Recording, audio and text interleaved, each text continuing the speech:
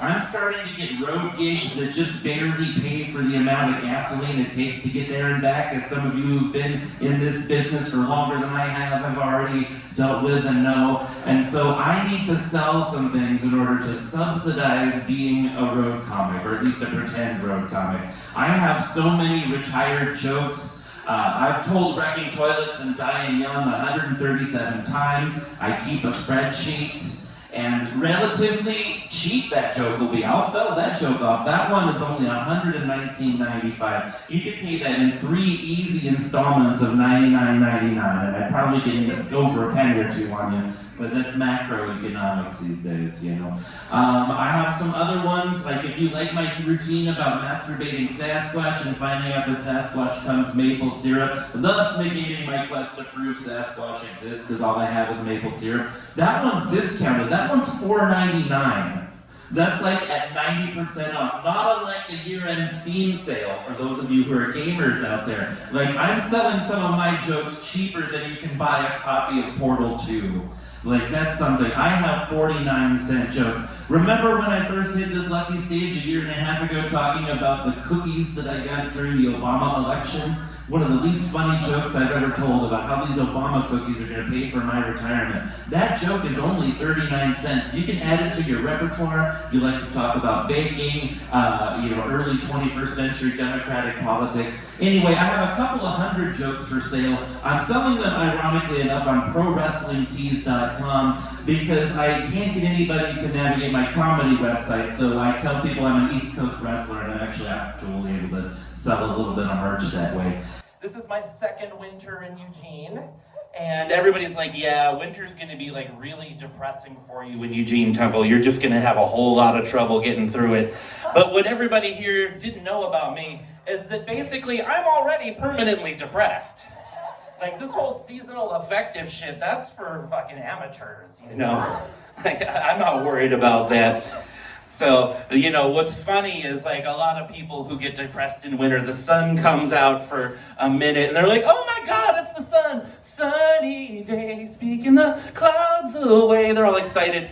Whereas me, it's like I'm so used to the darkness and the gray that when the sun peeks, through the clouds, I'm all like, don't sing if you want to live long. They have no use for your song.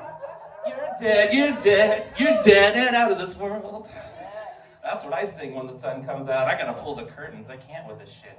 Like, give me some real sun in spring. Until then, I'm basically a lazy vampire. But I really love that show, What We Do in the Shadows. It's really cool, it's really queer. If you haven't seen it, you should check it out. It's a show really full of good acting. But if you're not into good acting, you'd prefer to watch some bad acting, you could always go to YouTube and watch those videos of police pretending to overdose when they touch fentanyl. And here's what's funny. I'm non-binary, but I'm not, like, always femme-looking. Like, today I'm wearing a skirt and some cute tights, but I don't always go high femme. And sometimes, like, when I'm booked on a comedy show, like, with 5 dudes on it, and I get up there, everybody just thinks I'm a fat guy.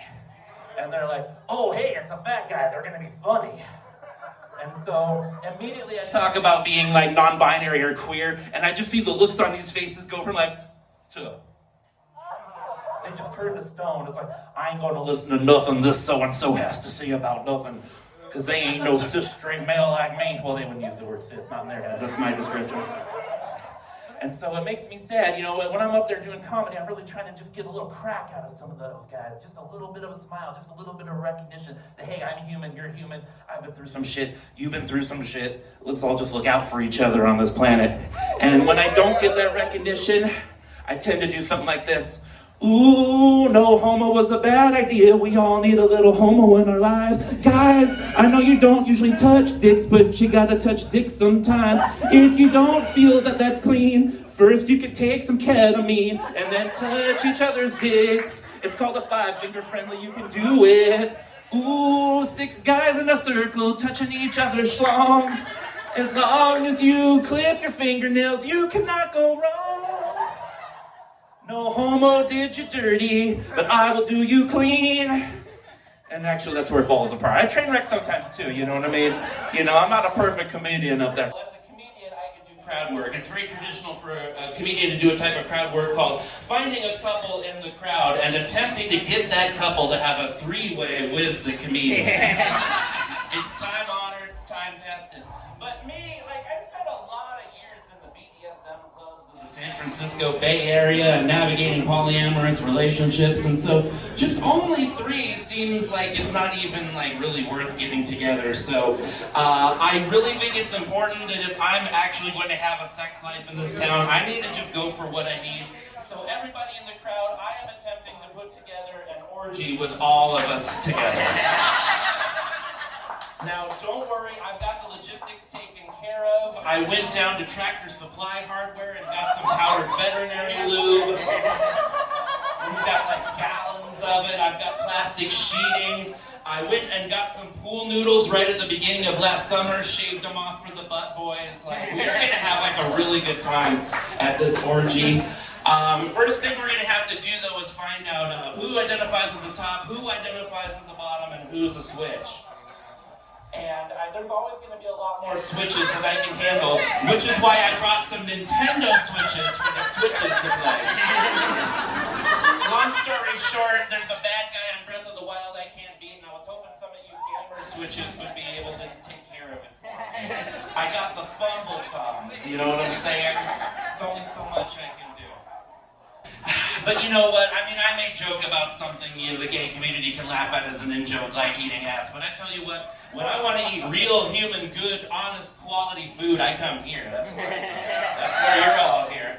I tell you what, I was really hungry the other day, and I went down to the taqueria half of the business earlier in the day when Nelson was running it, and the special was a monster burrito, and I was really excited, and I went up to Nelson and I said, "Hey Nelson, what kind of monster meat is in the monster burrito?" He's like, Temple, you're so funny, you always crack me up. I'm like, no, seriously, I'm trying to make informed choices with my diet. I need to know what kind of monster meat is in the monster burrito. He's like, ha. I'm like, listen, I need to know if it's Centaur, because if it's Centaur, it's got to be ethically sourced from the bottom half. I don't eat food from the top half of a Centaur. And don't get me started on Sasquatch. Like, I don't want to eat Sasquatch. Like, I'll give him a handy, don't get me wrong, but I don't want to eat the poor bastard. That's just going too far. No, not going to do that. So anyway, I have to say though, I used to work at a taqueria. I know the answer for what the cheap monster meat is. It's chupacabra. It's like $3.99 a pound. It's like a great deal. You just have one of your line cooks trim the fat off of it. That's the way to go. I'm glad I finally made it on stage. This is the strangest karaoke rotation I've ever been a part of. I don't see any monitor up here, and the sound's been patching in and out, but I assure you, I am a karaoke pro. I don't need a monitor or background music to sing my material. I'm just going to get started right here. Hopefully you'll be able to sort out these technical difficulties before I get too far. All right, here's my song, and yeah, I'm sure you've heard this one before on the radio. Look at her go into a ketamine hole. She took too much, she took too much, she took too much, she took too much, she sold her soul. It's a slippery slope from tying off to standing in the middle of a 4-lane road, butt naked, holding a sign that says, "Fuck my virgin asshole, $20. But you know, life is grand." And when she got that $20 in her hand, everybody in the neighborhood knew that she would be high before nightfall. Okay, yeah. Anyway, I guess you all don't know that one. You're not singing along. This doesn't seem to be the type of karaoke where everybody sings along, which I guess is okay because I'm a karaoke DJ too, and I really hate it. Like, these people think they're all sly and they get up there and like, all right, my name's Bob, and I'm signing up for Bob. And then, like, I turn away for 5 minutes, and they slip another one that says, like, Ricardo. And then I call up Ricardo, I'm like, hey, wait a minute, that's Bob. He's like, yeah, man, but I want to sing, like, in, like, a Latin voice. It's like, okay, so not only do you want to jump the karaoke rotation, but you want to culturally appropriate in the process of jumping the karaoke rotation. I have to tone down the urge to do my disgusting humor. I could do just 5 alone on being a 4-year-old fishing my own poops out of the toilet and tasting them, you know. We don't all have the same sets of cultural references. For example, I'm a member of the LGBT community. I'm proudly queer. And I have all sorts of different cultural reference sets and things that come from my people, you know. Sometimes people like assume that like queer culture is just like little fringe things like RuPaul's Drag Race or whatever. But let me tell you what, have you all ever heard of hydrogen? That's a queer thing. We made that up. We made up hydrogen. That's ours, absolutely. Some other things that are ours, for example, spatial intelligence.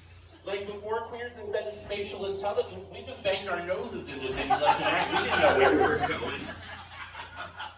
Yeah, you know what else is a queer thing? Is conspiracy theories. Those are totally a queer thing. Like everybody loves conspiracy theories, and we made up all of the good ones. And let me tell you, my favorite queer conspiracy theory is Saudi Arabia.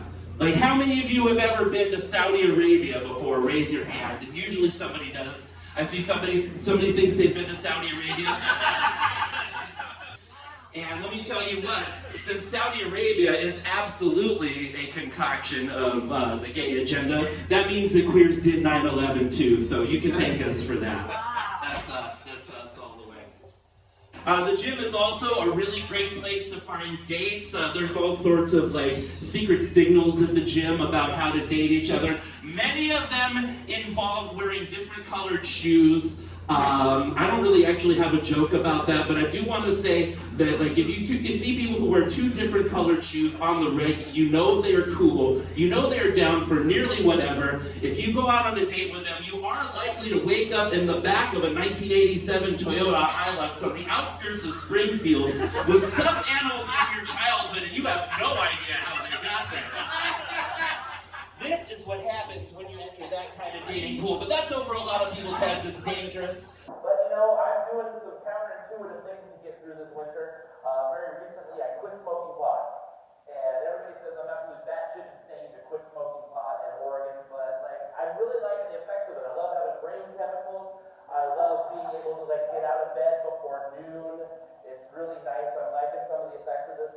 I'm even eating better. I'm not binge eating. I'm losing weight. And that actually is the one thing that I don't like that's a side effect of smoking pot, because being as fat as I am means that I can't see my penis, and thus my gender dysphoria trigger is hidden out of sight, out of mind. But the smaller this gut gets, the more I can see, and the more I'm going to have to go back to maybe some sort of medical intervention about that. But good thing I live with a trans woman. All I got to do is just go into the bathroom, get one of her vials of estradiol, pour it into my liquid death. That'll take care of business. So hopefully the suicidality will be staved away for a while. But you know, dick is dick. I like being standing up. It's convenient.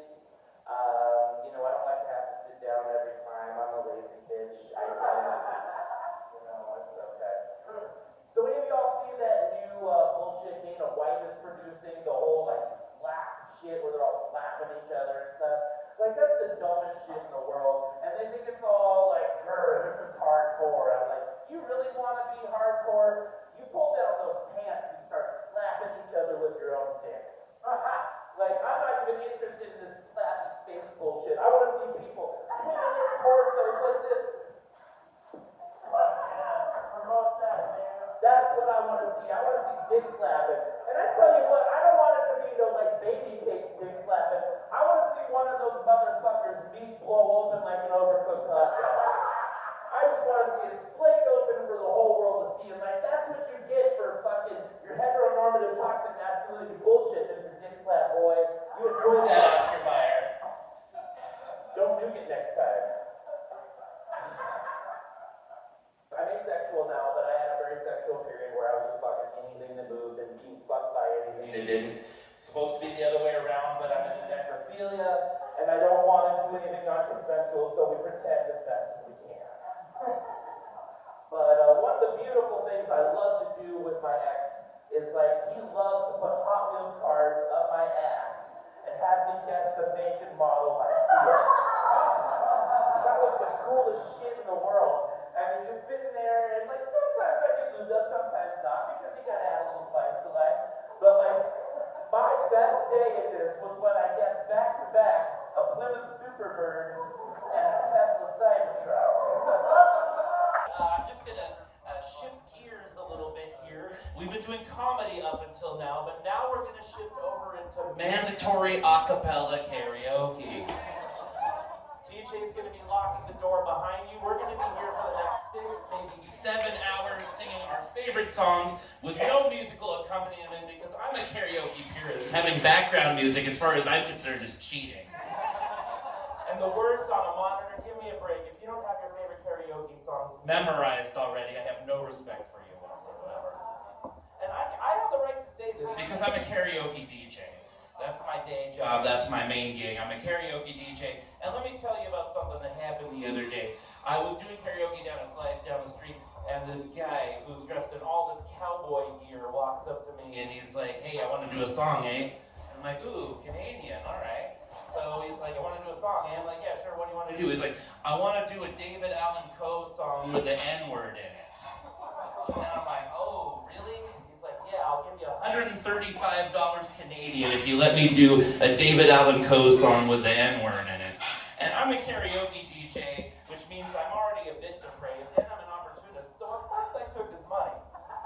But when it came time for him to sing the song, I just had security kick him out. I pocketed the money. So anyway, if any of you see like a glitzy Canadian cowboy type hanging around the Whitaker, you don't know me. I don't want to get my ass kicked by some chud from Calgary. That's not what I need in my life. You know, the other night I did a show at Spectrum, which is a gay bar downtown. Have any of you ever been to Spectrum? I assume some of you have been to Spectrum. That's like the most cautious bar in the whole world, I swear. Like, they didn't even open up post-COVID until like 2022. And then they had a mask requirement deep into summer. In fact, the queers at Spectrum are so cautious that if they were around in the 80s, they would have lived to see the 90s. Whereas me, if I was around in the 80s, I'd have been like, hey, make sure that my panel on the quilt is blue and yellow because fuck purple, that's not my color, it doesn't match. Thank you, seriously. So I really love living in Oregon. Y'all love living here? This is a beautiful place to be. One of the things that I love most about Oregon is it's a really great place where I can go to like nearly any suburban strip mall and find a place to buy weed, find a therapist to talk to, and then find a BDSM dungeon to get my ass beat afterwards. It's a really great combination. But sometimes it's a little confusing, you know, I get confused, the practitioners get confused. The other day I went to the BDSM dungeon to get beat, and I talked to a dominatrix who was totally down for playing with me, and so she said, yeah, let's do a CBT scene. And so anyway, I stripped down naked and, you know, got up on an apparatus, and I was ready for her to do her thing. But instead, she ended up sitting me on a couch and talking to me about my childhood. See, I wanted to do cock and ball torture, and she thought we were doing cognitive behavioral therapy. But these things happen, we get a little confused, and it turned out that in the end, my bud tender had a really good collection of violet wands, so I got my kink on at the dispensary. It was great. I love Oregon. I just want to let you know that underneath the Tinkerbell rules, they say if you don't laugh, Tinkerbell is dead, which is true, but I assure you I'm already dead inside. So if I'm not funny, feel free not to laugh. You won't kill me any more than I've already been killed by this harsh, cruel world.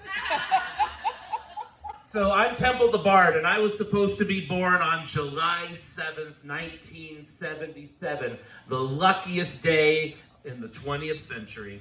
I was supposed to bring honor and luck and good fortune to my family, and it was supposed to be a beautiful thing, but you know, it was the 70s, there was drought, there was recession, and after 9 months in that little womb there, getting used to basically 3 hots on the cot every day, I had very little interest in coming out into the world where you have to pay rent and, you know, find an apartment and eat actually rather than be fed through an umbilical cord. And so I was really hesitant to be born. And so 9 months and a week went by, 9 months and 2 weeks went by, 9 months and 3 weeks went by. My mom was the most angry pregnant lady on the entire West Coast. So she did what anyone in her position would do and went to property management, who went to the sheriff's department. They got a 3-day notice pinned onto her maternity dress. And after my 72 hours were up, the sheriff's deputy came to my mom and cut me out of her with a sawzall. And that's the story of how I was evicted more than I was born. I started off not having things go the way they were supposed to. I was supposed to be born a cancer. Instead, both of my parents got cancer. Yeah, seriously. So, anyway, the radiation racket, you can't escape them. But my mom ended up having the radiation and she only lost half of her hair. Now she has a cool punk rock hairstyle shaved on the side. Looks like she's 50 rather than 70. All the middle-aged lesbians want to get with her as some sort of Elder Silverdyke. It's a win-win for everybody involved. As for my dad had stage 4 brain cancer and stage 4 lung cancer at the exact same time, and he found this out at the doctor, and he had some choices to make in regards to how to handle his treatment. But he had another wild card to throw at us at that time, was that he also had some very late stage dementia as well, that we hadn't quite noticed at that point because he was just a crazy, angry old man. And so apparently the early stages of dementia were completely indistinguishable from him being an angry, crazy old man. So we didn't really notice. So anyway, it came time for him to choose between like treating the cancer, letting the cancer kill him, or letting the dementia kill him. And cancer's like, cancer's a good way to die, Jim. Cancer is a manly way to die. You were an electrician, you were a tradesman, go out like a tradesman. Cancer is the way. And then dementia comes and it's like, oh, Jamesy boy, I'm dementia and I love you and we'll have ever so much fun. We'll completely change your whole mental landscape and have such glorious adventures. For example, right now, non-union electricians are breaking into your garage and stealing your tools. What are you going to do about it? Jimsy boy, come on! The game is afoot. My dad was a union man through and through. He was an organizer. He would never cross anyone else's picket line. He helped organize strikes. He really hated scabs. And he picked on them really fiercely. And it's like father, like child. Anyone who's ever looked at my arms knows that I pick on scabs pretty intensely too. So.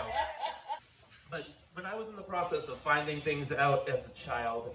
I had to ask a lot of questions once I had language. And I asked really good questions.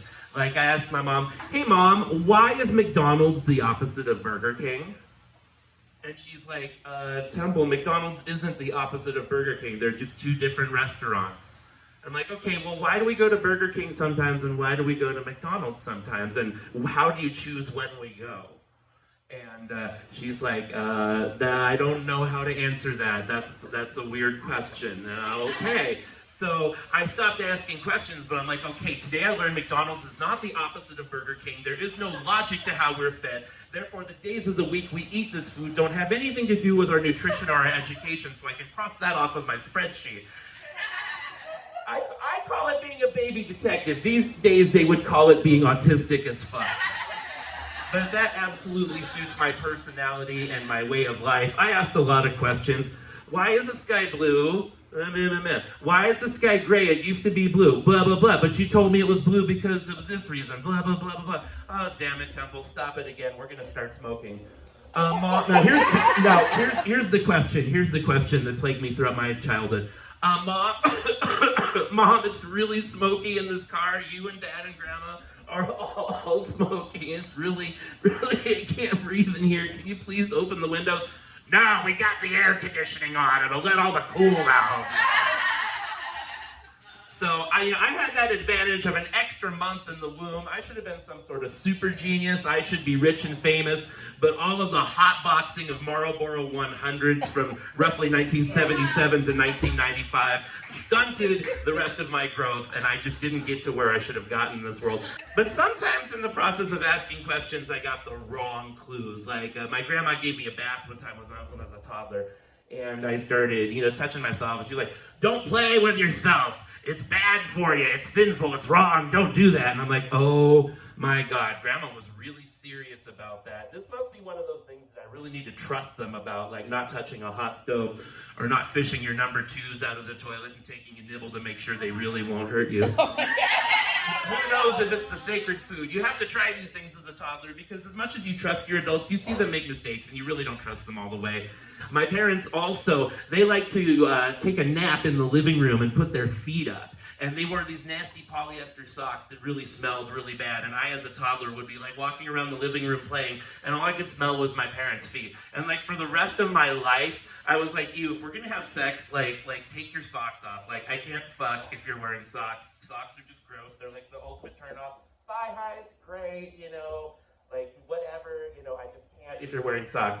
And I have to imagine that my childhood was the opposite of Quentin Tarantino's, because he's all about like feet, nothing but feet. He must have been like raised in a nail salon where all he gets to see is like cute feet and crawl around and like love on them and hug ankles all day long. And so, you know, I hope Tarantino, for all of the times that he's insisted on having white people say the N-word in his movies, I hope his payback is that he reincarnates as someone whose parents wear nylon socks. Haha, Tarantino, you're not gonna like feet this time around. Enjoy the socks, mother. But these things begin early in life. I've got another example. I have a friend who had a kid recently, and they wanted to have a crunchy granola natural kid. And so they had their midwife induce childbirth, and the induction went so far, and there were contractions, but then the contractions stopped. And so then they went to the hospital, and they had the doctor try to induce labor, and the doctor induced labor with modern medicine, and the labor started, and then the labor stopped. It's like, why is this labor starting and stopping? Why are there these contractions that are stopping? And so eventually they had to deliver the child via C-section, and during the delivery they found out that the umbilical cord had been tied in a knot sometime while the child was in the womb. And so I just want to say that I feel that is definitive proof that autoerotic asphyxiation fetish begins in the womb. I mean, it's like you're being born and then, I can't breathe. Oh, okay, I'm better. Wow, that was really exciting. Let's do it again. Oh, I can't breathe. Oh, okay. All right, this is great. Okay. All right, how do we do this again? No, wait a minute. They're cutting a hole in the roof. What the hell is going on? Why are they doing this to me? Back in the day, you know, you had to like clean the heads of your VHS machine in order to keep your tapes working on a regular basis because they'd get dusty. But that product also was something that you could snort and then get really euphoric. And so like I started sniffing like the VHS head cleaner way more than I started like stealing my mom's panties. Like that was my jam. And like I got really creative with like my own masturbation in spite of not being able to like touch my own penis. Like I like got into some really interesting things. And I have to say, later on in life, I found out that the VHS head cleaner, also known as poppers, like completely like loosens up your asshole when you sniff it. So gay men, like they sniff this stuff and it loosens up their asshole before anal sex. And I have to say that as a pervy teenager, I wish I had known that. Because if I had, my experimentation with Vaseline and Vidal Sassoon conditioner bottles would have been a lot more successful and a lot less bloody. I would have had a far better time of it, that's what I have to say. When I grew up into my teenage years, my friends realized I had a little trouble with sex and sexuality, and they really wanted to help me get laid. It was like important to them to help me get laid. So they took me to this place called the Mustang Ranch, and they're like, yeah, we can pay and get your dick sucked at the Mustang Ranch. Like, you don't even have to have a good dick or a nice dick. They'll just suck any dick you pay them to suck. I'm like, all right, we're going to the Mustang Ranch. We're gonna like pop my cherry. We're gonna do this thing. So we get there, and I'm expecting to see like a model and like a bikini. Hey, would you like to hire a woman for the night? And we get there, and there's this like 60-year-old like Romanian woman chain smoking. Go, you want a woman? Do you want a woman? We're like, I just think we want to get a drink. And so we go to the bar, like, what the fuck was that? I want a woman? Like, whoa, this is not like Cinemax porn has told us at all. Like, we've been staying up till 3 in the morning to be lied to, I tell you that much. And so we go to the bar, like, hey, we'll get a drink, and maybe it'll be okay after we're all drunk. And so it was like, yeah, can we get like a whiskey sour? And like, we don't do any mixed drinks here, just shots. Get a shot or get out of the way. I was like, whoa, okay, so just like shots and then getting your dick violently sucked by a 60-year-old Romanian woman who can't say the letter W. That's what sex work in America is about. Okay, great, I understand Gloria Steinem and feminism now. So I am a comedian-ish. I do make money off of comedy. It is a part of my life, and I have a lot of people that want me to talk about my day job. Like, what do I do as a day job? And I'm like, hey, I do enough comedy to pay a lot of bills in my life. Okay, I don't need to hear this day job shit. Like, for example, I earn enough in comedy to pay my gymnasium bill. And this is a big deal because gyms are super useful. Like, I live with an amazing person who has some depressive issues. So every once in a while, when she's locked herself in the bathroom for like multiple hours, like singing in the arms of an angel along with her phone, and I can go back around and like unhook the power to make sure she can't throw like the hairdryer into the tub, and make sure everything's gonna be okay. I'm like, hey, are you gonna be okay in there? You're not gonna like self-harm or anything like that?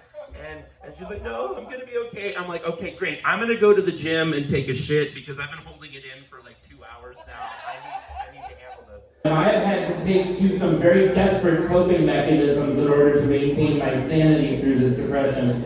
And basically what this means is roughly for the last 8 to 10 days, pretty much all day, every day, I have spent the day in my room sorting Magic the Gathering cards while watching old NFL games from the 70s and 80s on YouTube. So this is a little picture of how my reality has been the past week or so. It goes a little something like this. Welcome to the NFL on CBS. We're here today. It's a matter clash between all 5 colors. We're here with the San Diego Loxodons versus the New York... I fucked it up already. Versus the New York... I fucked it up already. Alright, so we're going to start this game today. It's sponsored by Wizards of the Coast and Schlitz, makers of everybody's favorite beer trading cards. Alright, we've got the kickoff going, and Loxodon Warhammer is a 3/2 white creature castable for 3 colorless and 1 white. He graduated from Wake Forest and he's playing left outside linebacker. And now it's time for a commercial break, sponsored by your sponsor.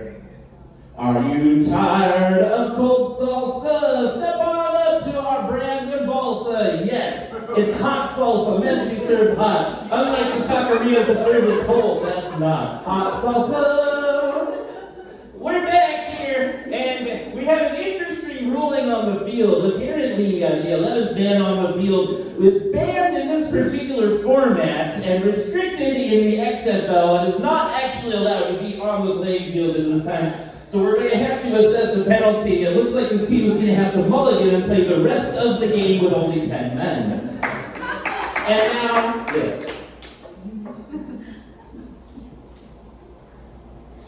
Hey, I've got a little problem. I don't know what to do. Everything in life is miserable and I'm stressed out just like you. What do? You're trying too hard. Step on up the Schlitz beer when you are trying too hard to impress your friends, family, and coworkers in order to build some sort of life during this mid-70s slog of capitalism. Step on up the Schlitz when you're trying too hard. We try too hard, so you don't have to. All right, we're back, and Grixis is beating Young 3-0 in the 3rd quarter. And we're going to have an analysis coming in, fresh from the Magic World Tour, as well as the New York Football Club. His name is Bruiser. Come on in, Bruiser, and tell us a little bit about your experiences on the field. Well, the only problem with being on the NFL field today like this is that you always feel the touch of your planeswalker on your back. You're never out there playing this game alone. You always have this secret unseen hand guiding you in your actions. Like, for example, I have this tapping ability. I can tap to give, put a 1/1 counter on a target creature. But I didn't want to put a 1/1 counter on a target creature. But my planeswalker said, you get in there and you put that 1/1 counter on that creature as best as you can. You don't make any decisions on this club. I make the decisions on this club. And you know what? It was a really humbling moment in my career, and I have to say that was the pivotal point that turned me from being also ran into an all-star. Well, thank you, Bruce. That's really amazing. We appreciate your perspective. It looks like we've got a timeout on the field. We're going to go to yet another commercial break. Ooh. It's everybody's newest, hottest, steamiest illicit porn. It's the best one since David Bowie and Mick Jagger were caught in the back room of Planet Hollywood in 1993. It's Keanu Reeves and Tom Brady fucking. Keanu Reeves keeps his hands free so as not to be caught in compromising positions in this entire film, which means that he does a lot with his feet. Whereas Tom Brady just basically sits there and stares off into the void like Tom Brady does. I mean, it's pretty much an automaton anyway. Alright. I booked a comedy show the day after Valentine's Day, and like nobody showed up to it. And in the process of investigating why nobody showed up to my show, I found out that comedy audiences are very significantly made up of heterosexual couples. And I usually have a light like this in my eye, so I don't see that. I'm just doing comedy to the people. I'm just getting my laugh. But once I found out that like the vast majority of people that come to these comedy shows are heterosexual couples, and one of the purposes for coming to these shows is to use comedy as an aphrodisiac and as an excuse to have something to do while drinking in order to get oneself ready to go home and fucking make babies. Once this all like soaked through to my queer weird self that had not actually thought along these lines like most people would, I was absolutely shocked, and it sent me into a horrible depression. Because if you see, I'm an anti-natalist. Like, I believe that like all life is suffering, and bringing life into this world is like a horrible and inexorable act of bringing pain into this world. So the idea that I was even tangentially associated in making people laugh enough to go home and make some noogie and make some babies really just fucked with me, and it made me feel like I contributed to bringing a lot more suffering into this world. So from now on, in order to end that suffering, in order to make up for some of the harm I've done, I'm now going to be ending my comedy sets with something that is explicitly a turnoff to the vast majority of people, so that you don't go home having used this as an aphrodisiac and you don't go home and make babies. And tonight, I'm going to show you what the fat holes of a 325-pound person look like.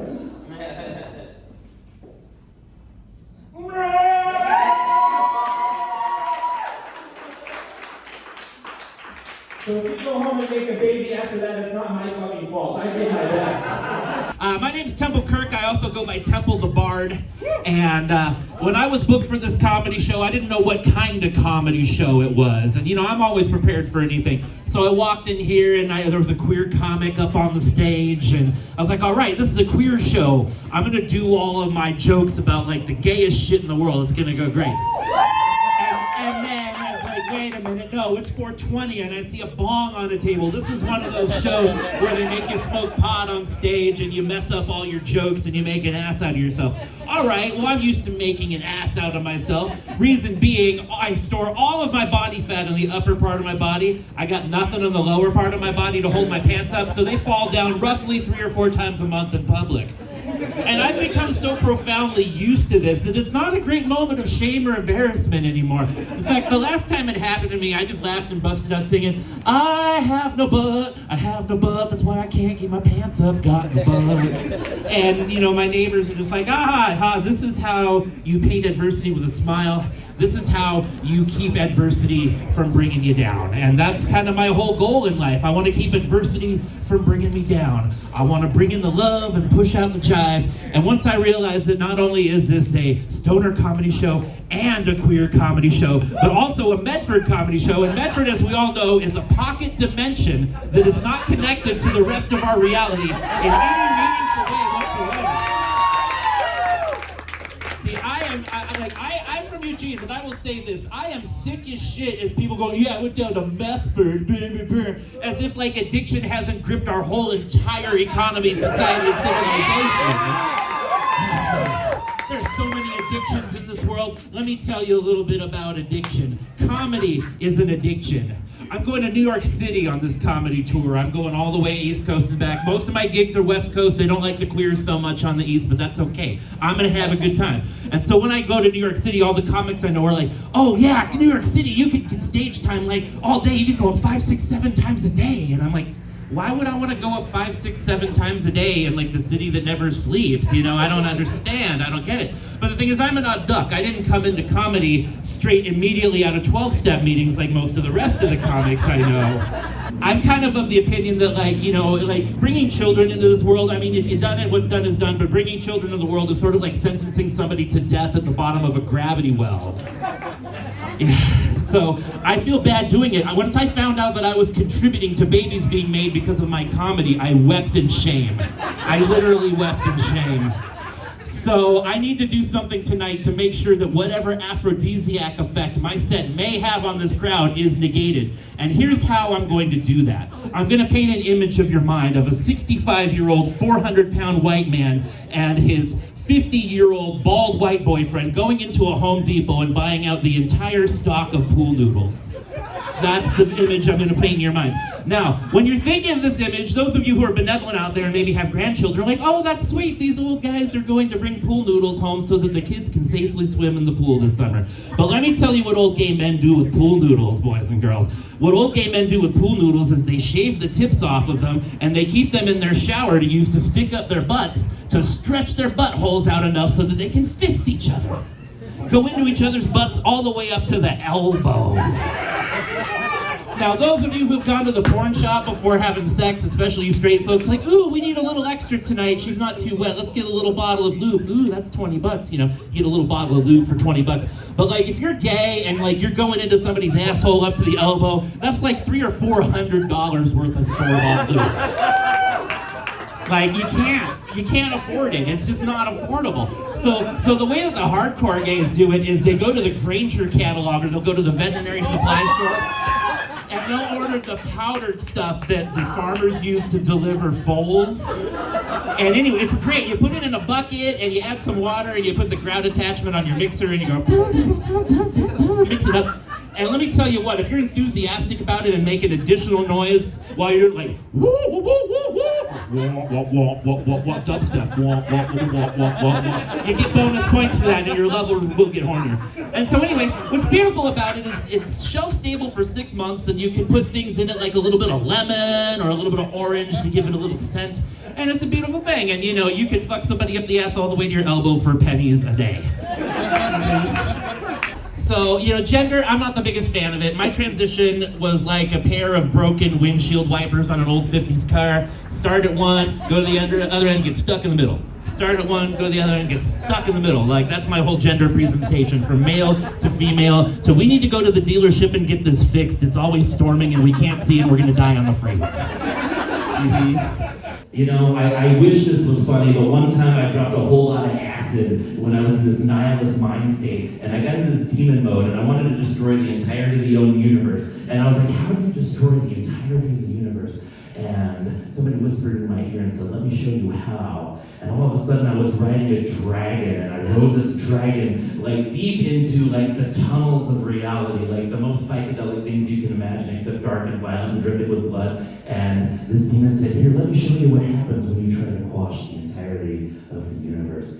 You kill it, it starts again. You kill it, it starts again. You kill it, it starts again. You kill it, it starts again. You kill it, it starts again. You kill it, it starts again. You kill it, it starts again. You kill it, it starts again. You kill it, it starts again. You kill it, it starts again.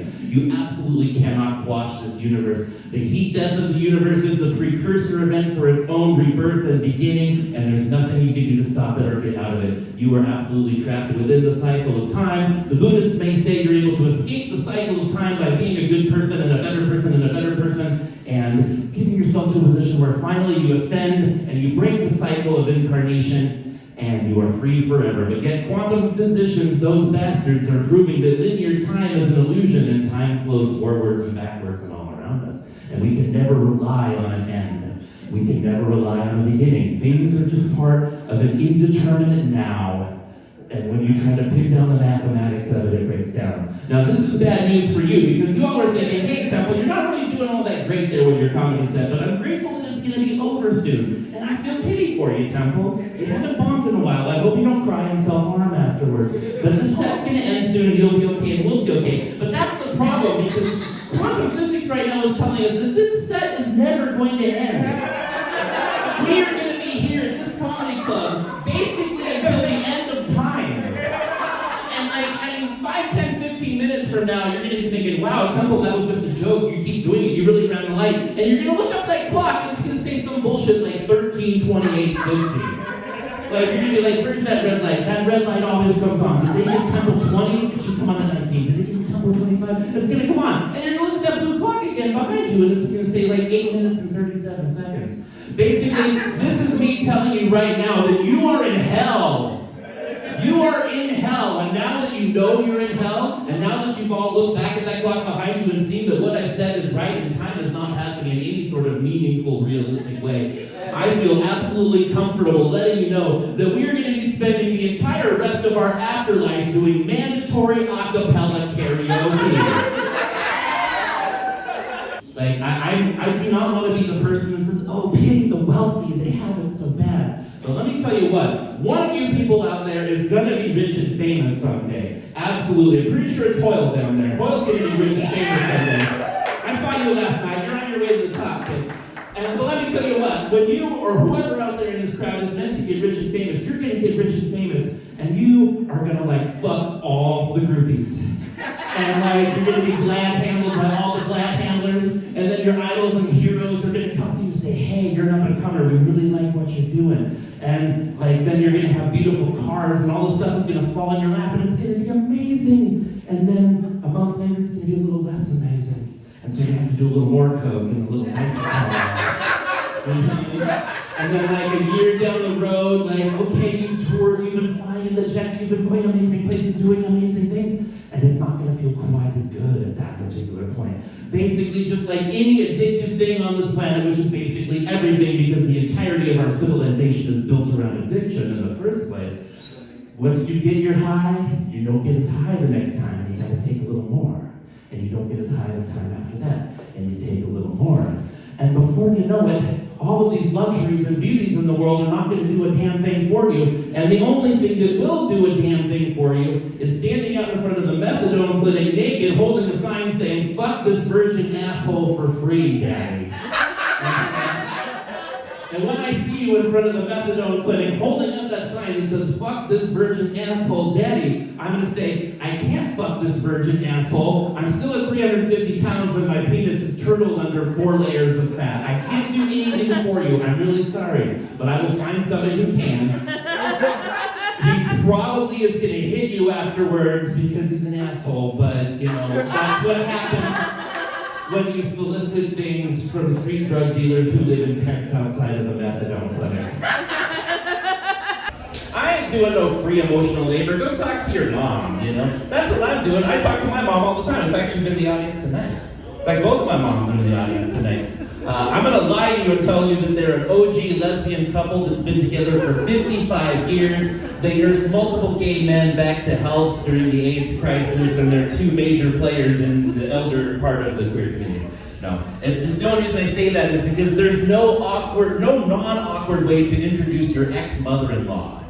It's not a possibility. Everybody get from my ex-mother-in-law, Donna, and my mom, Pam. Yeah, I was supposed to be born on 7/7/77, the luckiest day of the 20th century. That was my due date. I was supposed to be born a Cancer, but instead, Mom got cancer. Hey, how about that?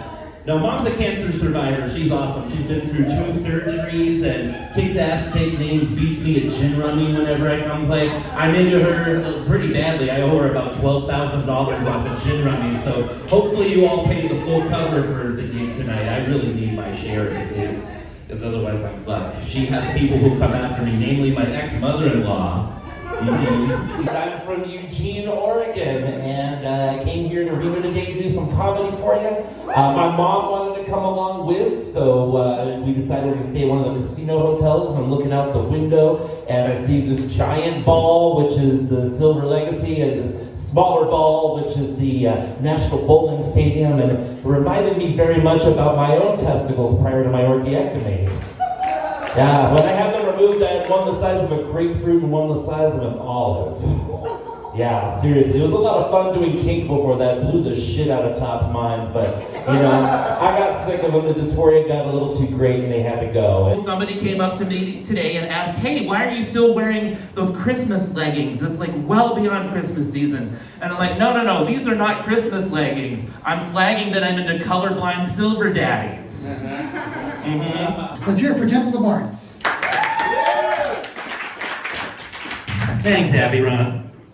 When you started this show out tonight with a song called Dickless Wonder, I was like, oh God, what kind of transphobic bullshit am I in for in Reno? But it was just a really sweet song about being a horny guy doing some emotional labor, hoping to get a little bit of nookie on the other end of it. And that makes sense, you know, Dickless Wonder.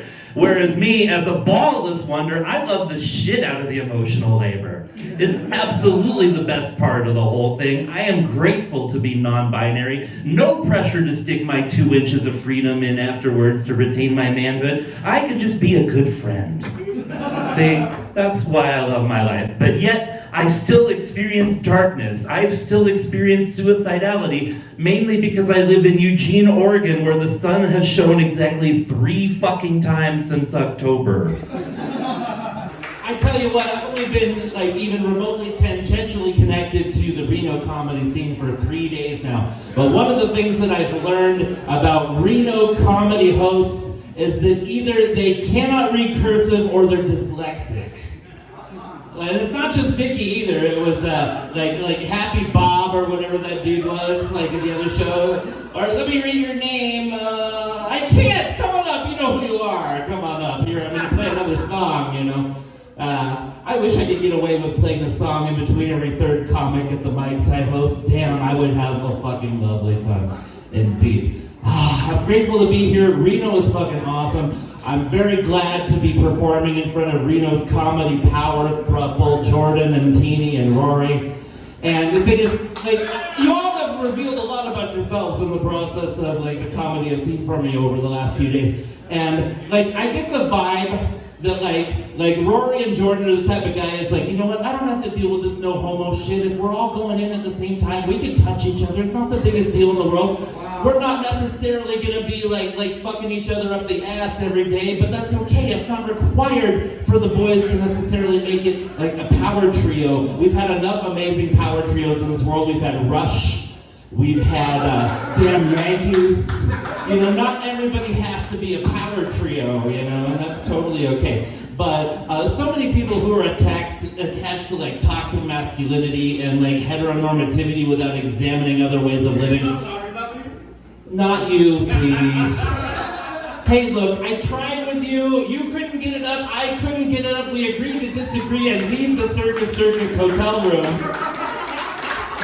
I don't know what you're talking about it now other than to draw attention to yourself, and this is my set, so I'm going to treat you like a heckler. Shut the fuck up. Thank you. I gotta say this. Everybody's bagging on Mike in the audience, and I realize I'm supposed to be getting in on that. But you know what? I gotta tell you this. I ran a drop-in for like trans people for a number of years, and I had a lot of fucking like trans people come in who were like MAGA trans people trying to like co-navigate with like leftists who, like, if you call them transgendered rather than transgender, they're gonna fucking slash your tires and destroy you on social media, try to get you evicted. It was a fucking hard environment to navigate. So one of the things I learned about like the MAGA trans ladies is, number one, they didn't change their underwear very often. You know, it's interesting though, like everybody's like, oh, you go to the Midwest, they're gonna hate you, the cops are gonna pull you over because you got an organ plate and all this shit. All these horror fucking stories, like, you're really driving through the Midwest as a queer? That can't possibly be safe. I'm like, fuck this shit. I'm gonna be going and hanging around comedians. We're a fraternity wherever we go. And we're gonna either look out for each other or we're gonna get in a very interesting and sloppy brawl that's gonna involve a lot of sprained ankles and a little bit of weeping afterwards. And either way, that's an entertaining Tuesday night, so I'm down, you know. Hi everybody, I'm Temple Kirk. I'm doing a cross-country road trip. I'm here from Eugene, Oregon. I'm really glad to be here. Buffalo is a beautiful city. The architecture is breathtaking. I gotta say this, y'all must have had some evil-ass motherfucking white people 150 years ago to have buildings that amazing.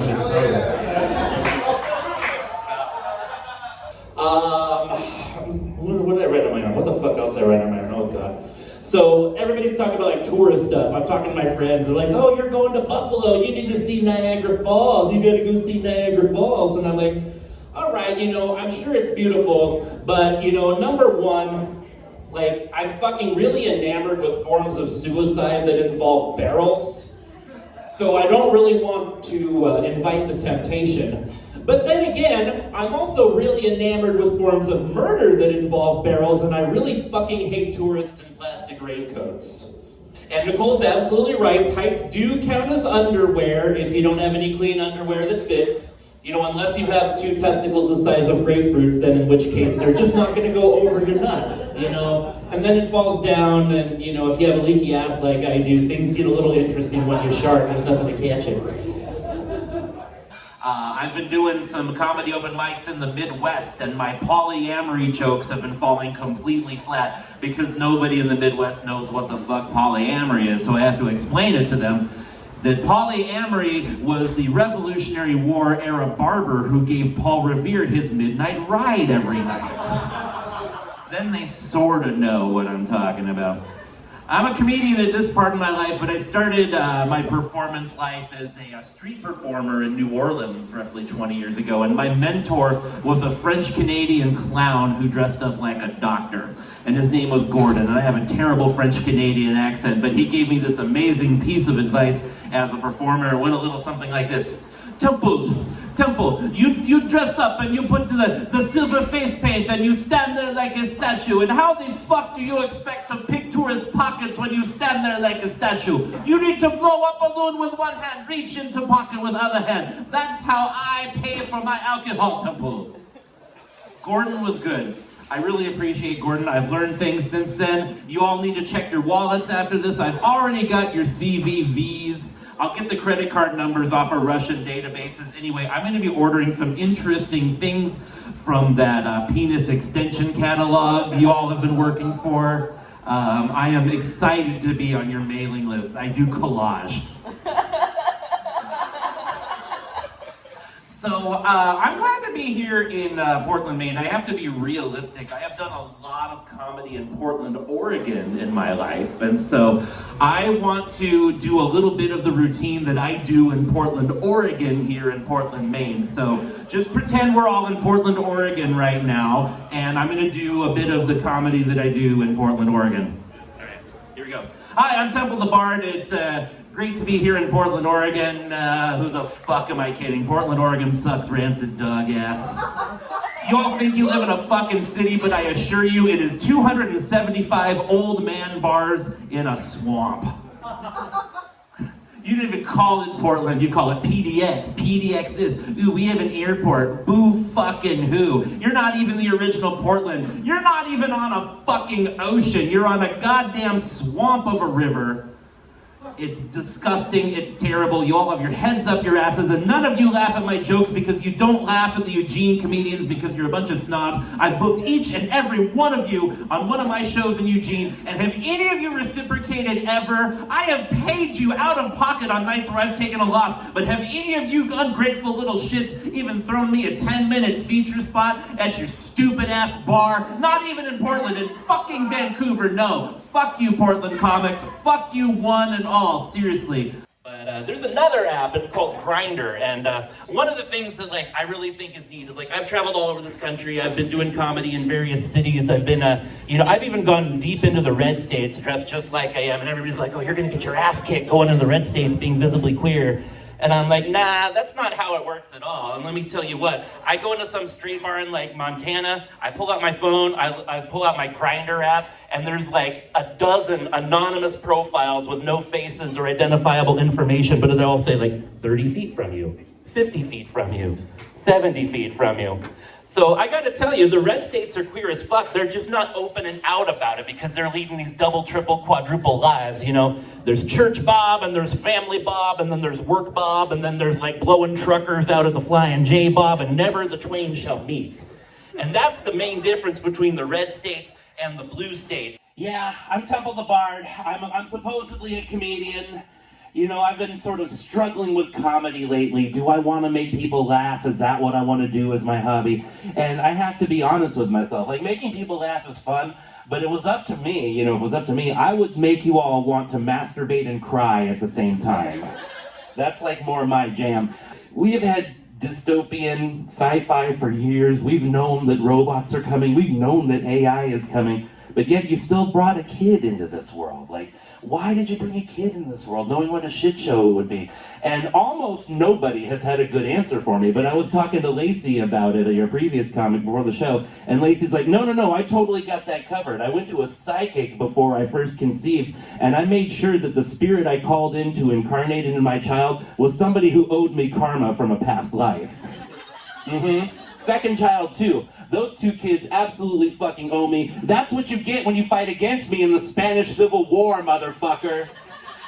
I went to a baseball game in Missoula, Montana, and I'm just there to watch a baseball game, and in between the first and second inning, they sent out the team announcer wearing red satin shorts, doing a Richard Simmons impression, trying to get the crowd to indulge in something they called the second inning stretch. And I'm like, okay, nobody under 40 knows who Richard Simmons even is. That's a deep cut there. And then in the third inning, they played YMCA. No big deal. I mean, every sporting event plays at least one Village People song, but as we all know, being members of the queer community and or allies, if they play a second Village People song during that same sporting event, that is absolutely queer coding right there. And I'm telling you what, a half inning later, Macho Man, 2 Village People songs. Then in the 4th inning, they sent people out on the field wearing football helmets that had giant spikes on them, and they gave packages of bologna to the people in the front row and had the people toss the bologna out on the field trying to impale it on the spikes on the heads of the people on the field. And any of you out there who have ever been to a BDSM club worth its salt knows that bologna helmet spiking is one of the #1 kink activities that you do in a public dungeon. I mean, you know, I used to be a pretty good tosser and a catcher at that. But you know, things really got serious though in the 6th thing, and like, I don't know if this is even funny, I'm just gonna tell you the story. They brought 2 children out onto the field, and they like put them in these like harnesses, and they harnessed the children to each other. And then they started having the children run all over the baseball field, like pick up these balls and put them in a bucket while simultaneously like yanking and pulling at each other with the harnesses. And so I just want to say this, for all the fucking flack that we as members of the LGBTQ plus community get for this idea of grooming, like we're doing some nefarious shit in order to turn children queer and or kinky, we are doing nothing compared to what these nominally straight folks are doing in the baseball fields of Montana. Literal child bondage in public with thousands of people cheering and screaming. Yeah, I was scarred and wanting to weep for the futures of our youth. And everyone else is like, hey, you should go get another hot dog and a beer because the concession stands are going to close in half an hour. I'm like, okay, all right. I see what your priorities here are. You're the ones turning your kids queer and blaming us for it. It's all about plausible deniability, isn't it? Awkward doctors. Okay, I got an awkward doctor story. I had a fucking really cool doctor at the local county health clinic, and he like was a friend of a friend, and he like texted me through the friend of a friend saying, hey, I don't really want to be your doctor, I want to start a post-punk band with you. Getting lost in a new city. Let me tell you this, I went to Montreal recently. Montreal was a fucking clusterfuck of a city because the highways and the freeways were the same thing. They were just these long, like 10 lane wide roads where the 6 in the middle of the freeway and the 2 on either side of the highway. And you try to get on Google Maps to tell you where the fuck to go to get to the antique store you want to go to see if you can actually find the thing you want to buy for your mom to, you know, help your mom decide to continue to survive another year. No, you don't get there because the highway and the freeway, as far as Google Maps are concerned, are the same thing. And none of the locals are going to tell you what the difference is between a red X light and a flashing green light. They're not going to let you know. They're just going to honk at you and hope that the local gendarmes pull you over and teach you a lesson. Probably not in English either. You know, I gotta say this about Montreal. Like, I knew going in it was a francophone society. I fucking learned my bonjour and my merci, and I went in there doing the best I could to be polite and say, hey, you know, I'm an English-speaking person in your francophone area, but I respect that, and I want to be decent towards y'all. And quite frankly, like, I shouldn't have even fucking bothered. If you're not, like, fluent in French, they do not give a fuck about you, whether that's at the Del Taco, the antique store, or the prostitute that you attempt to solicit a blowjob from, but you find out she's absolutely not willing to deal with you for any of that Canadian plastic money. After all, she wants a fucking green dot card. Temple, remember the WWF taught us years ago, the only thing worse than the Canadian is the French Canadian. Yes, but they taught us that through like murdering Owen Hart, if I understand correctly. So I really can't listen to Vince McMahon on that particular front. I got to do something really cool recently. I got to go on the road and go on a road trip and do comedy in all sorts of other cities, and it was really fun. And let me tell you about this. You know, I lost hundreds and hundreds of dollars doing this comedy tour. I appreciate road food with integrity. I ate a lot of different places. When I ate at Taco John's, I usually had to use the John shortly thereafter. That's road food with integrity. Taco time, it took a long time to get the food. They were really nonchalant with their service. I appreciated that. And it's not just those far-flung places in the Midwest either. Here we have Burrito Boy. And one of the things I admire most about Burrito Boy is every time I've gone through the Burrito Boy drive-thru, I've craned my neck and looked over the counter and seen a small child weeping into a corn tortilla in the corner. They have integrity. There is a Burrito Boy. He is being exploited. And your local authorities do not want to do anything about it. I couldn't keep eating that road food. I had to do something about the, explosive diarrhea, let's be real. So I started eating Greek yogurt, and Greek yogurt's awesome. It's like sour cream. And there's this one particular brand of it that I became enamored with. It's spelled F-A-G-E, and so, you might think it's like phage yogurt, but no, it's not gonna be phage yogurt. I mean, it's too bougie and pretentious to just be phonetically friendly for Americans. And so, you might think, oh, if it's not phage, it's Fayet, or if you've been to college, it's Fajee, but no, it's like Fajay.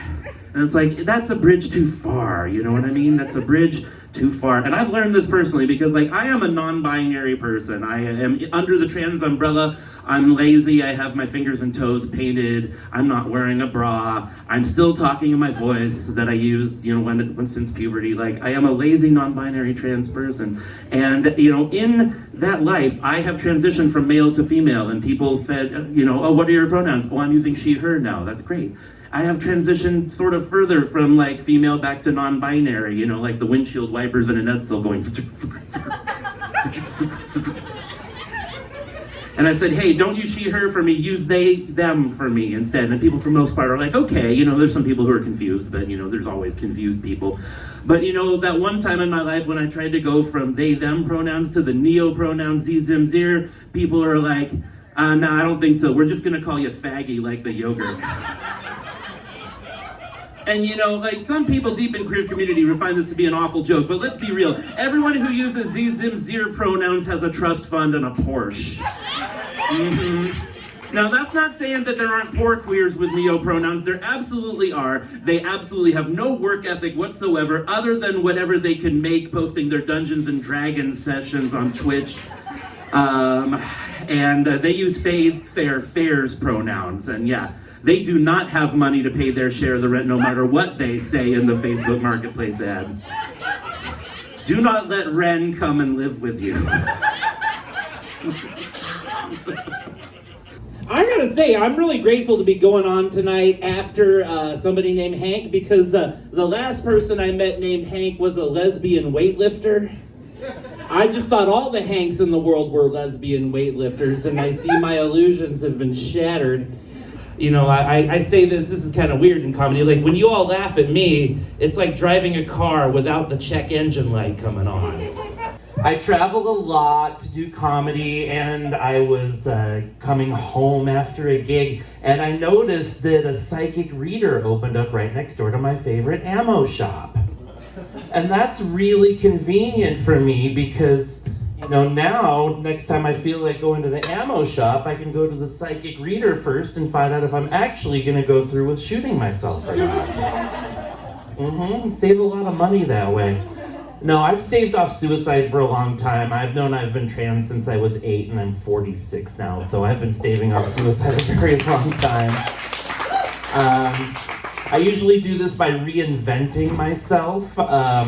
This particular reinvention has been a pivot from non-binary, all about camo shorts to being hard femme, high femme. I've had previous pivots into being somebody who wears a codpiece yet doesn't call themselves Jareth. That's a big deal. That's rare in queer community. So horse racing is dying, and I feel pretty good about that. It's a really cruel sport. People, some of you out there may love horses, but way out in California, they really abuse them. It's just the sport is dying in a lot of ways, but I don't want it to completely die. I don't want harness racing to go away. I really like harness racing. I think it's neat, somebody riding and then, being pulled around, but I just want to get the horses out of the equation. I want human harness racing. I want masochistic butches and just pain slut, sissy boys just pulling the carts with dominatrixes whipping them. I want this in the racetracks of the country. Now, mind you, we're not going to want to bet on this because betting is blasé when you have such an erotic display in front of you. We're going to replace the betting booths with spank booths with attached Hitachi magic wands on just little elastic pole supports. And so we go, human ponies! Oh my god! Okay, now I got to drive home.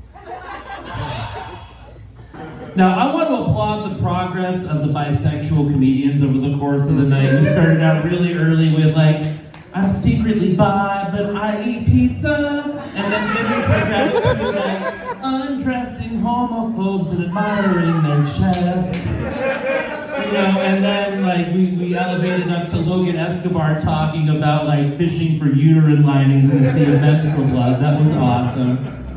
As a final public service message, I want to say if you do buy any of the Savage Henry gear from this festival, make sure not to put it in the dryer on hot. This is my sweatshirt from last year's fest. I'm going to stand right up next to the poster from last year's fest. And you can see the difference between this and what's on my back. So make sure that you don't dry those in the high heat. I do harm reduction work. It's a passion of mine, helping people who use drugs get the supplies they need. It's something I really enjoy.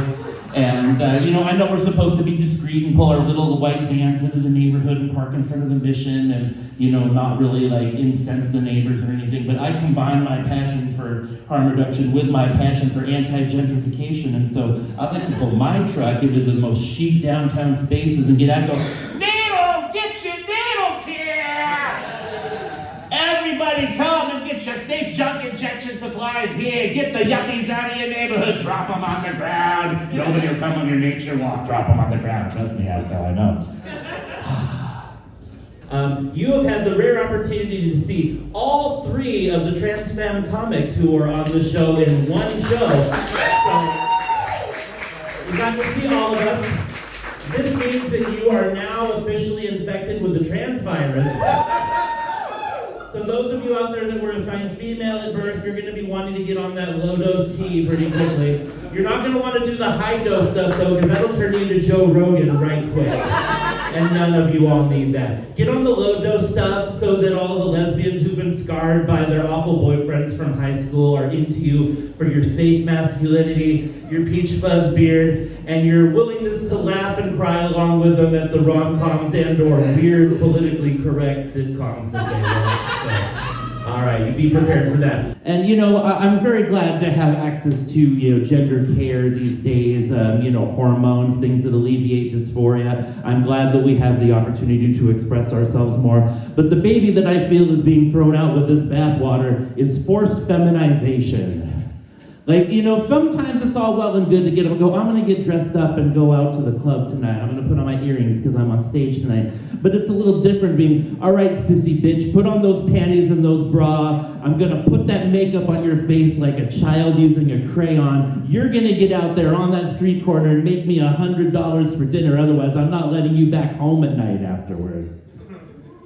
I miss those days. A lot of ass eating going on in the world out there these days. I think I've heard enough ass eating jokes at this festival to satiate my desire for the rest of the year. So I won't contribute to that number, but if you have a clicker in your hand and you've been here the whole festival, you'll know the ass eating jokes count is now at 34. But there are some things that have gone away quickly for the most part. Like femmes wear cute tights, but does anybody wear pantyhose anymore? Nobody wears fucking pantyhose anymore. Very rarely do they wear pantyhose. And me, as a kid in the 80s, I loved pantyhose. Like, pantyhose was the most awesome thing in the world. I used to, steal it from my mom, all the time and put it on in secret and just oh, my legs are shiny and cute and awesome and that's really great. And then eventually when I learned how to masturbate and started, being able to pleasure myself, though, it became sort of a weird little thing. Every time I would see a pantyhose commercial on TV, 5 minutes later in my bedroom, a tube sock would be brutally murdered. Seriously, in the 80s and early 90s, I did more harm to tube socks than all four of the Red Hot Chili Peppers combined. Because I just loved Linda Carter and her shiny legs that much. I just did, How many of you out there like to play Magic the Gathering? Heck heck yeah, Magic the Gathering is awesome. Marijuana is awesome. And you know what I also think is awesome is watching 1970s football games on YouTube. That's also awesome. But the thing is, when I have a day where nothing is happening and I smoke too much marijuana and I watch too many 70s football games on YouTube and sort out too many Magic the Gathering cards, my day turns into something a little like this. Hello, this is Vin Scully here, and candlestick card for today's matchup on October 17th, 1977 versus the San Francisco 49ers and the Los Angeles Rams. And oh, it looks like the Rams are gonna cast a planeswalker. That costs 4 colored mana of the red color and 1 colorless. This planeswalker does come onto the field with 17 tackles, 4 sacks, and 5 loyalty points. All right, let's see what happens. And oh, Joe Montana is being attacked by drudge skeletons. I don't think he's gonna make it out of that huddle alive. Let's everybody now cut to a commercial break, a word from our sponsor, Ford. At Ford, we have 5 colors of cars. But now, introducing for the new 1978 model year, colorless artifact creature cars. They look just like a Mercedes, except it's called a Granada, and you know it's not really a Mercedes, and Ford, you're lying to us. That's basically my life, is too much marijuana, mixing things together, realizing I'm being lied to, weeping, sleeping, repeating the cycle. Because mushrooms are just like everywhere. Like, I was just at a comedy festival and everybody was taking mushrooms casually. Shrooms this, shrooms that. I don't know if that's quite hit Chico yet, but it's coming. And let me tell you, it's coming hard. It's like grandmas are shrooming, old ladies are shrooming, little kids are even taking St. Joseph's baby psilocybin.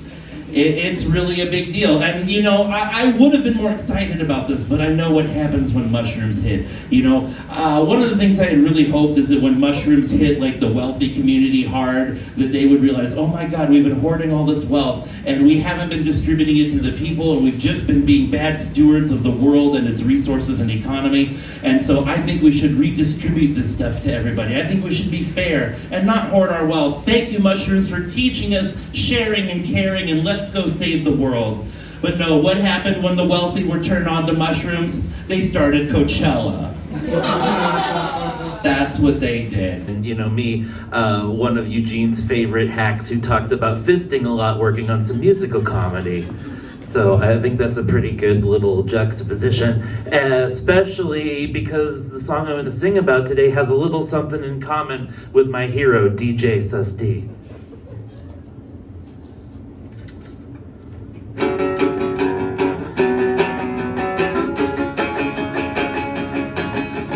Thought that I had a spreadsheet game.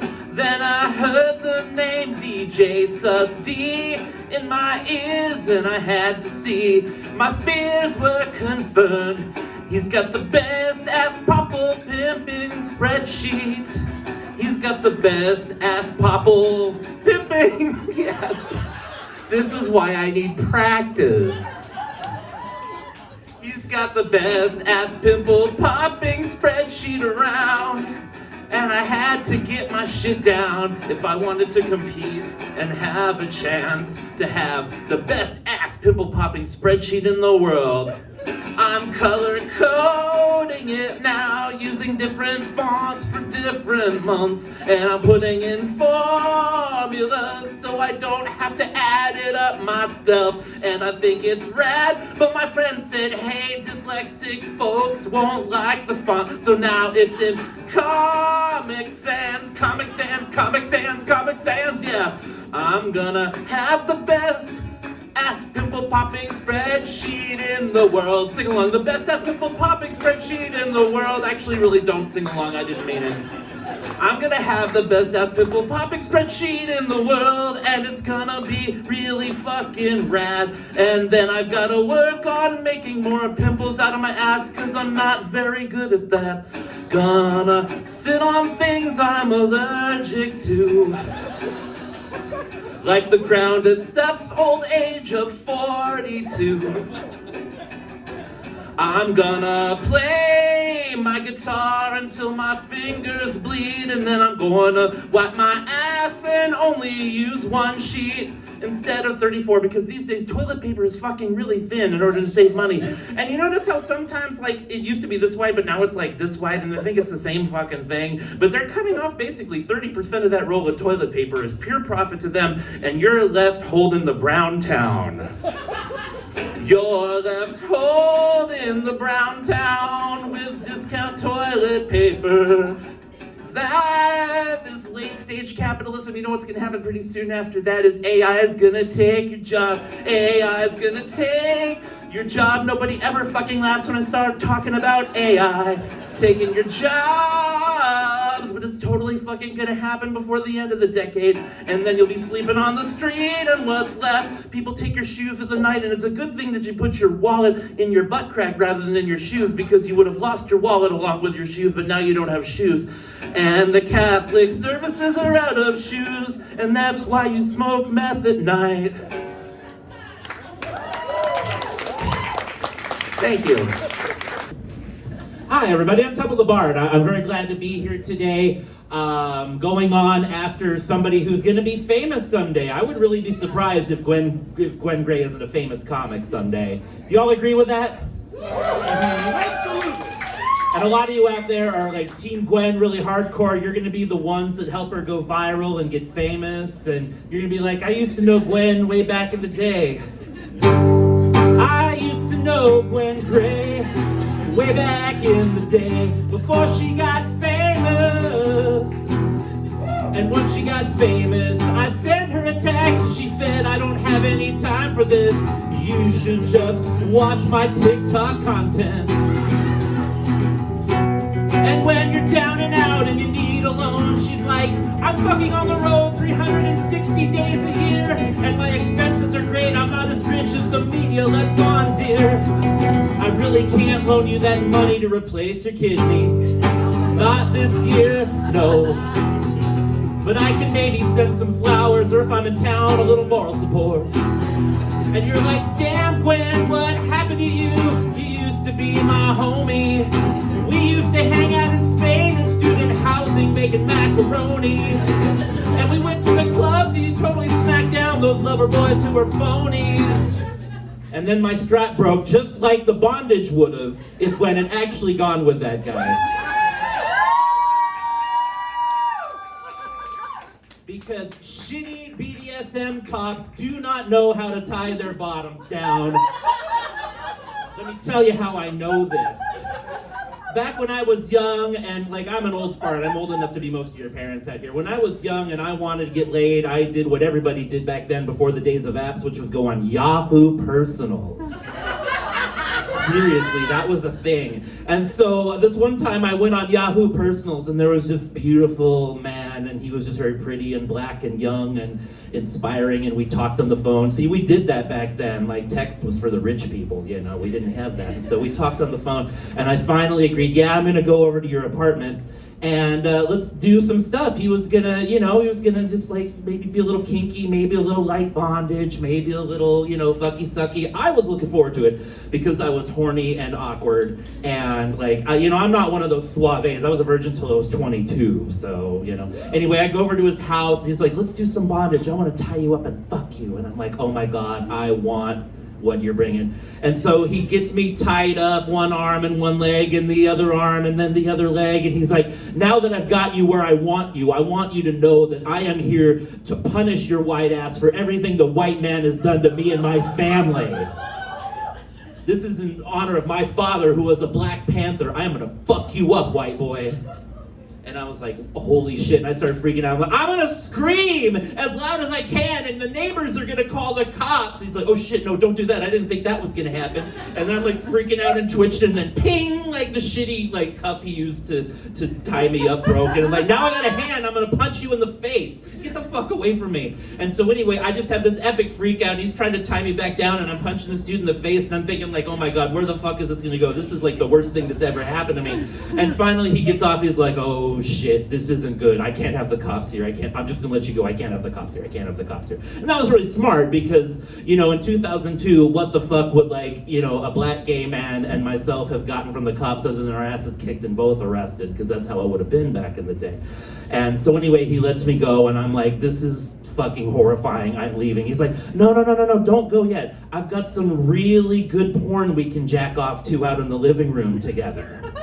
I'm like, you just try to tie me up and violate me, and you want me to jack off with you? And back then, I thought that was really absurd and kind of wrong, but nowadays I realize, horniness is bigger than everything else. You try to violate somebody and they try to get away, and then you're like, I'm still horny, let's go rub one out. What's a little bit of bondage, accident, and violence among friends? Let's go rub one out together. I got a really cool video of this guy who's a total masochist and got locked up in the bottom of somebody's empty swimming pool for 3.5 days, drinking the pool water and being urinated on. Oh, some people like being urinated on, but some haven't had that experience yet.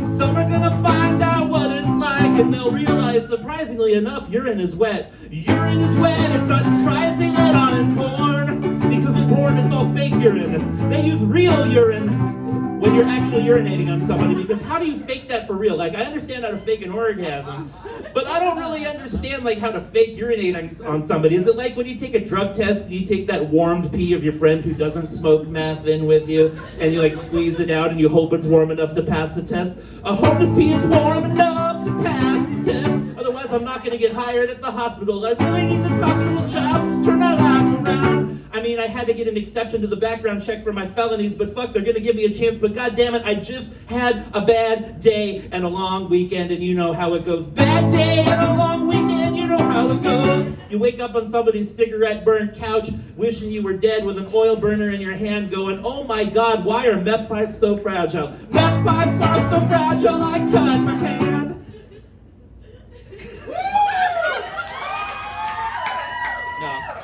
I'm gonna write a song right now about some of you folks in the crowd. I just need to tell me a little bit about yourselves, a little bit. Like, you're right in the front, you're easy pickings. What's your name? Connor. Hi, Connor, nice to see you, Connor. And what's something that you're passionate about in your life? Scuba diving. Scuba diving, okay. And do you want this song to be sort of lighthearted or sort of dark? Like, what's your humor? Dark, okay. All right, I don't know a lot of chords, so please forgive the musical monotony. Connor started scuba diving, but got a little bit bored of going to Hawaii, and then started to get certified to do some caving, and said, wouldn't it be awesome to combine both of these disciplines? Cave diving. Connor the cave diver goes into deep underground rivers and explores places that humans have never been. One time he was part of a cave diving team, and a life he saved, but who would have ever thought he'd end up in an early watery grave? Because it's really hard to be a cave diving rescue person and not die yourself after the 3rd or 4th time. It's sort of a masochistic endeavor. I always wonder about cave divers. Why don't you just let them die in there? I mean, seriously, you're gonna go a mile under the earth and swim through tight passages in order to recover a body that's already buried. See, that's dark. Rest in peace, Connor. Nah, I noticed they changed the menu in here since last time I've been here, and I think that's really great. I can smell the smells coming out of the kitchen. I love it. I smell a lot of eggs in the new menu, which is appropriate because I see a lot of eggs out there. Like, you all might not know what I'm talking about, but a lot of you guys out there, I've seen what happens to guys like you. Like, you think you're all masculine and you're cool, and then you get yourself like a goth girlfriend who's like secretly like really bisexual, and then you start wearing her panties during sex just to, you know, spice things up a little bit, and another year goes by and you're inviting me to your 3-way lesbian wedding. You've changed your name to Sunshine, and you are now a member of my queer family, and I appreciate that. That's fucking awesome. Looking forward to it. 3-way lesbian wedding season is my favorite time of the year. So I had a gig in Reno a couple of weeks back, and I was driving down 395, and that road is brutal. It's 2 lanes, and the truckers are always shining their high beams in your eyes.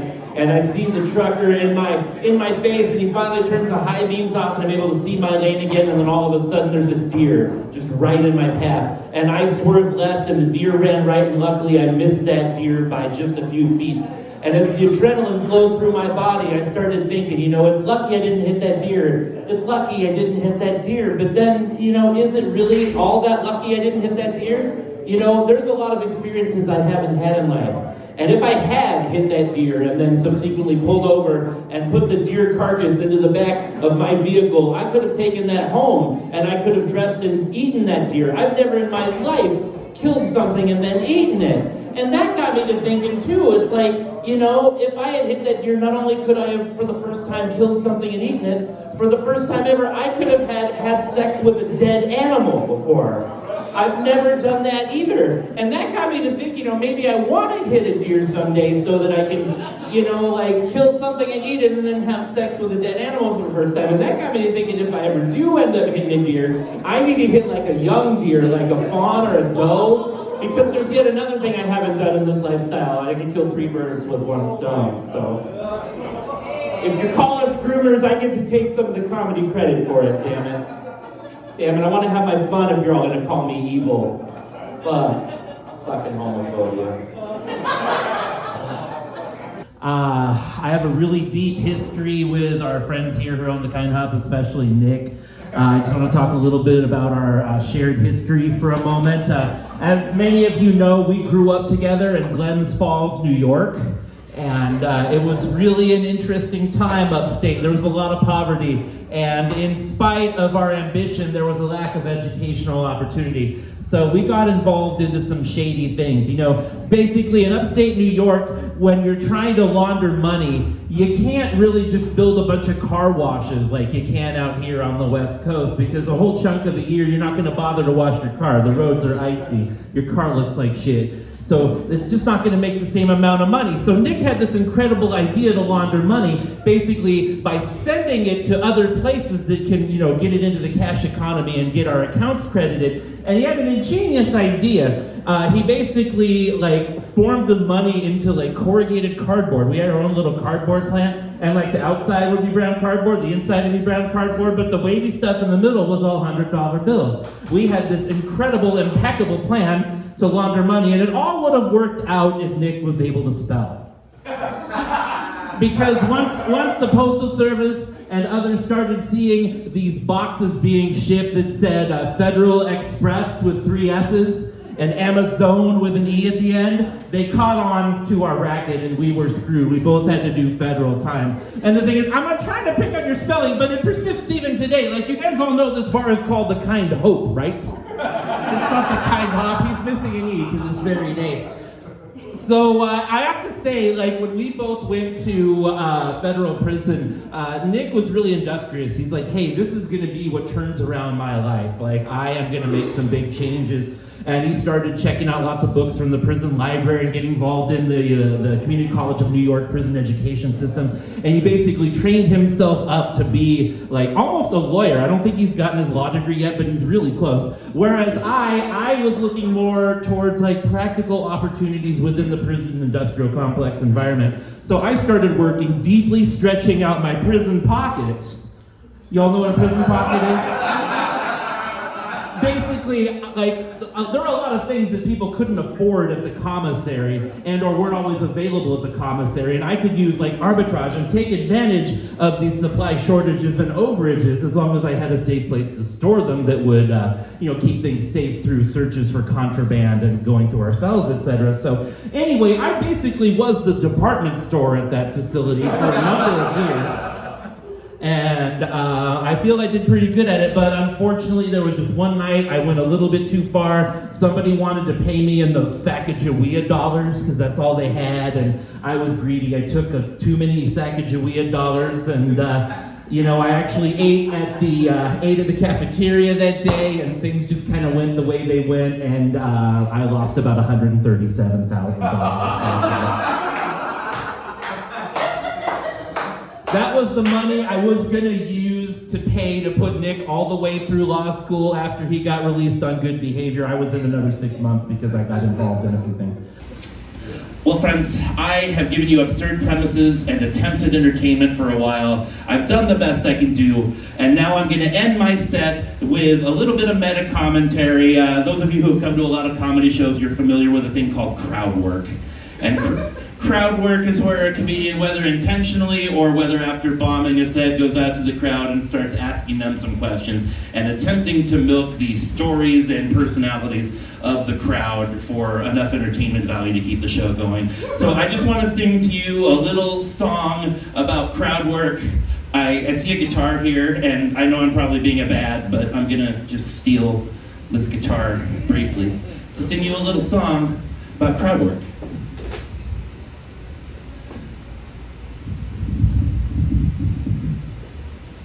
Hope it's way out of tune. It's way out of tune. This out of tune guitar makes me seem a jerk, but I'm gonna sing you all a song about this thing called crowd work. For example, I'm reaching out to you. How's your day going today? Pretty good. A-okay, that's crowd work. I see you in the front, and you've got some glasses on. What is your opinion so far about this little song? It's wonderful. It's wonderful, and that's crowd work, and I'm Temple. You find out what somebody's kids' names are, and then you mock those kids for being brats, whether they're not or are.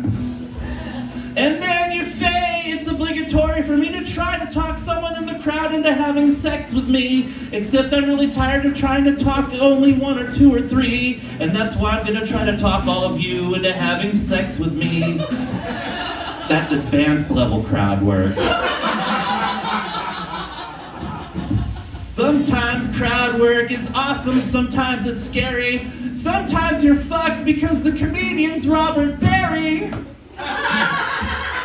That's crowd work. Mocking Robert Barry in absentia is a sad comic mainstay.